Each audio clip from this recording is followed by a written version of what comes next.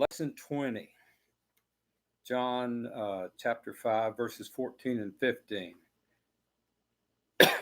Afterward, Jesus found him in the temple and said to him, "See that you see you have been made well.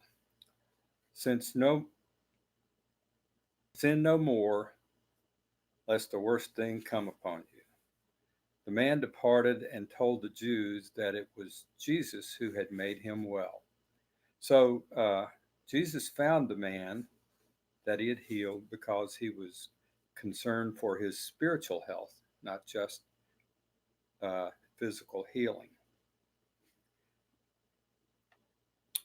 Living a life of sin is worse and will bring a worse result than being crippled for 38 years. So he wanted to impart that knowledge to this man. He said, "See, you have been made well," indicating that the cure was permanent. No doubt some of the cures that were reported from the pool weren't really real in the first place and were all in the heads of those who were there. Verses 16 through 18 go on.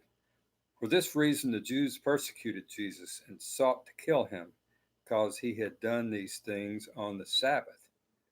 But Jesus answered them, "My Father has been working until now, and I have been working." Therefore the Jews sought all the more to kill him, because he not only broke the Sabbath, but also said that God was his Father, making himself equal with God. Remarkably, the healing seemed to make no difference to those who persecuted Jesus. Uh, all they could see was that their religious rule was broken, a human rule that they had made to add to God's biblical mandates.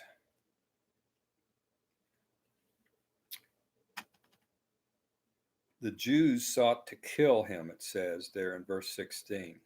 The anger and hatred of the religious leaders here is difficult to explain apart from seeing that it had a spiritual root. They just didn't like Jesus, was the bottom line. And it went on to say, "My Father has been working until now, and I have been working." So Jesus did not try and explain that he had not truly worked on the Sabbath to them. Instead, he boldly explained to the religious leaders that his Father worked on the Sabbath, and therefore Jesus the Son also worked on the Sabbath. The religious leaders did not miss the fact that Jesus had claimed to be equal with God here. They knew clearly that when Jesus said that God was his Father in this unique way, he claimed himself to be equal with God. Verses 19 and 20.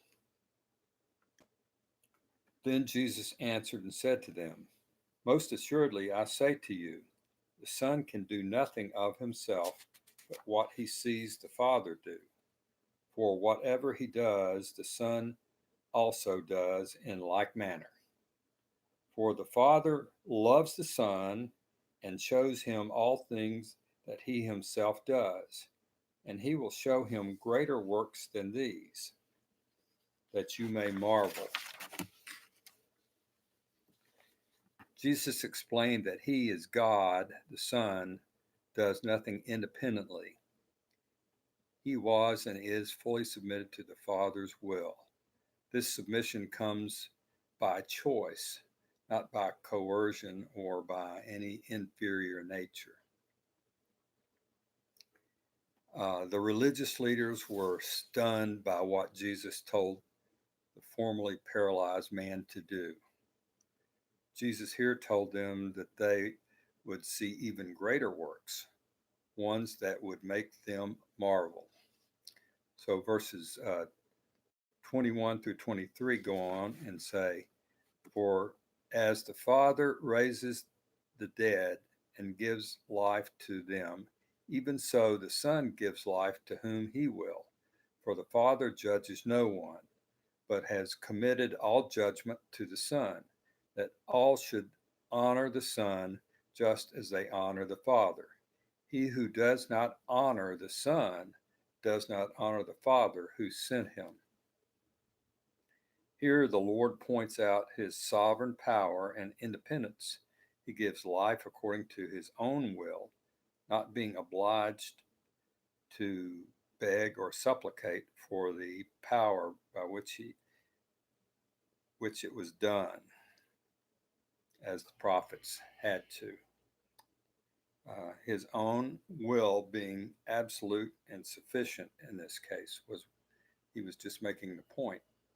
He's God. He can do anything he wants to. Jesus used the work of judgment as an example of a division of labor between the Father and the Son. The, the Trinity divides up their responsibilities, in other words. Um, it is before God and the Son that people will stand on the day of judgment. Even during his earthly ministry, Jesus was something of a judge among humanity. We'll stop there for now.